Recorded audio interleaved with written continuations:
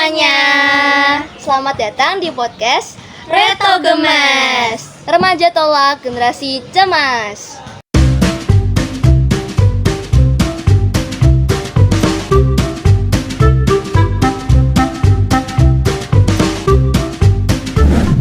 Di podcast kali ini kita kedatangan dua tamu nih. Kalau boleh tahu siapa namanya?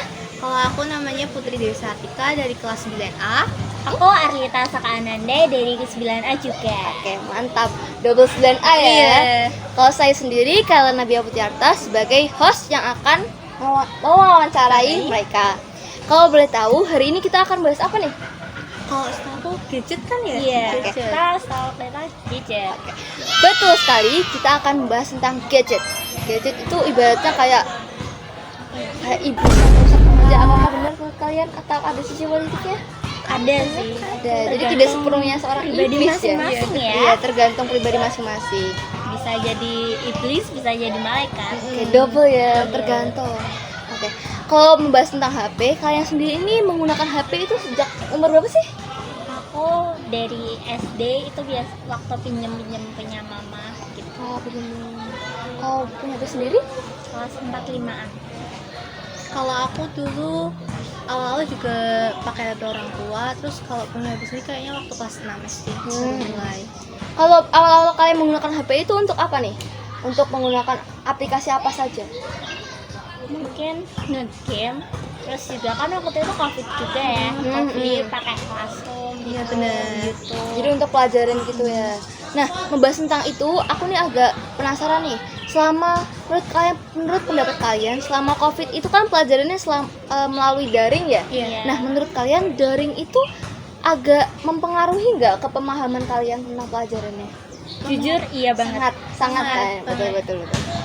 Karena nilainya jadi turun. Bener. Oh iya. Apalagi waktu ujian kelulusan. Aha. Waktu kelas 6 itu kan kelas 4, 5-nya tuh kan COVID ya. Iya. Kelas 6-nya waktu ujian tuh nggak ngerti apa-apa. Iya, Terus apa-apa ya.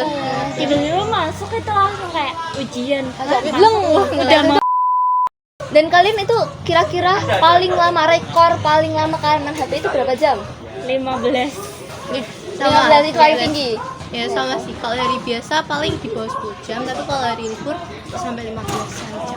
5 sampai 7 jam biasa hari biasa. Oke. Terus juga dulu pernah parahnya waktu awal COVID kan baru menang-menang HP ya. Itu aku bisa begadang sampai jam 7 pagi. Oh iya. Sumpah, bener. Hari weekend. Iya bener. Kalau sekarang sih nggak bisa lagi kayak gitu kayak Nggak bisa. jam 7 itu kadang udah ketiduran. Iya itu menurut saya itu kadang dipengaruhi oleh faktor kita sibuk gak sih? Iya bener. Kita sibuk itu jadi kita sekarang itu justru kita malah berpikir kalau kita tuh nggak punya waktu buat main HP. Iya. Kita nggak sempat main HP. Di sekolah nggak bisa pakai HP. Iya, terus pulang-pulang juga capek Iya, kan. capek, rasanya pengen tidur. Justru itu Main lebih HP sebentar udah ketiduran. Iya, saya juga sering seperti itu. Tiba-tiba bangun loh, kok udah pagi nih HP-nya Membahas tentang HP lagi. Menurut kalian itu HP itu seberapa penting sih dalam kehidupan sehari-hari? Menurut aku kalau buat aku 10/10. 10/10. Kalau Putri sendiri 9/10 lah. 9/10. Iya. Apakah itu karena zaman sekarang itu semuanya itu serba digital? Iya, Termasuk Iya, sih iya. itu alasannya. Iya, termasuk itu.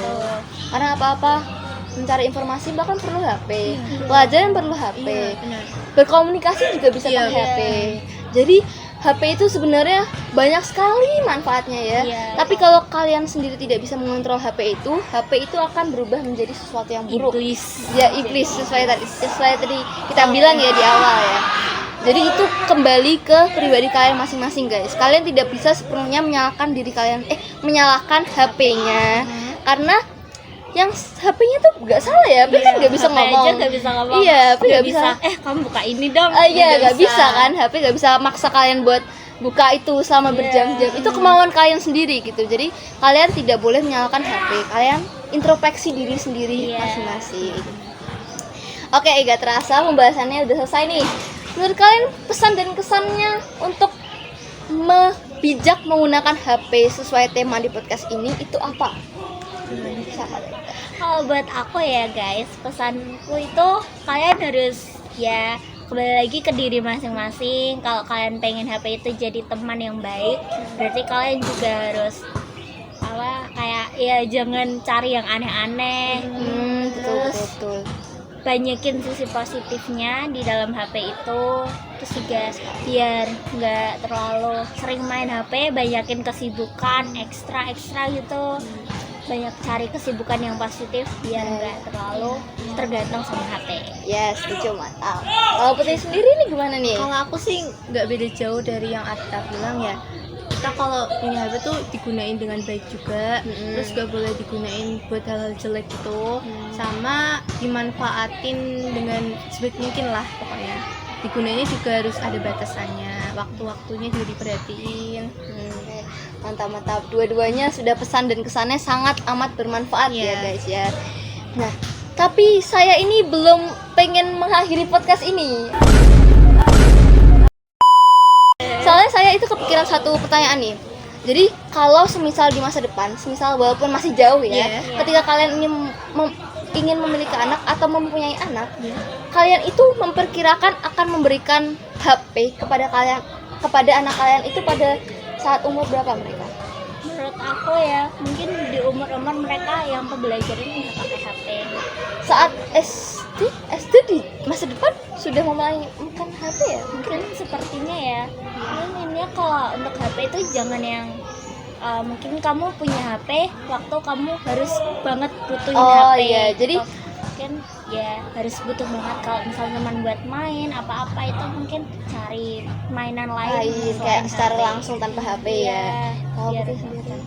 Aku juga sama sih, kalau mau ngasih HP ke anak mungkin nanti bakalan dikasih buat kebutuhan belajar aja. Jadi kalau misalnya kebutuhan main game dan lain-lain gak akan aku kasih, kecuali boleh, cuman akan ada batasan waktu Iya, juga. betul. So, mungkin hari Minggu aja atau hari Sabtu. Tapi apakah kalian sanggup? Karena saya ini sering lihat nih di konten-konten banyak nih anak zaman sekarang tuh yang tantrum kalau nggak dikasih HP, merengek, bilang, "Mah, itu kok temanku dikasih kok aku enggak." Nah, kalian itu kalau anak kalian seperti itu kalian nanggepinnya gimana?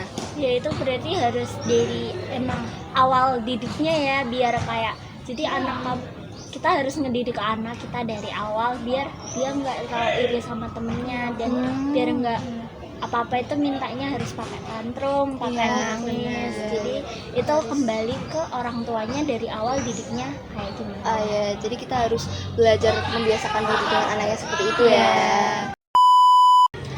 Oke teman-teman, episode podcast kali ini sekarang sudah selesai akhirnya ya. Akhirnya membahas gadget yang penuh komplikasi ini akhirnya selesai juga ya. Apakah kalian merasa lelah untuk membahas gadget yang menurut saya agak rumit ya, ini agak berat untuk Pertanyaan dibahas. juga ini berat banget. Iya, pertanyaannya agak rumit ya untuk jawab ya. kayak gimana. Apalagi yang saat pertanyaan anak-anak itu tadi ya, mesti kalian belum kepikiran ya untuk itu. Oke, kemungkinan besar saya ini tertarik untuk mengundang kalian lagi untuk episode podcast selanjutnya. Apakah kalian bersedia ya? Iya, kita bersedia. Jadi kalian tunggu aja di podcast Reto gemes. di podcast. Maaf, saya lupa podcast saya sendiri. Nah, tunggu ya di podcast Reto Gemes selanjutnya. Sampai jumpa di Video selanjutnya. selanjutnya. Bye.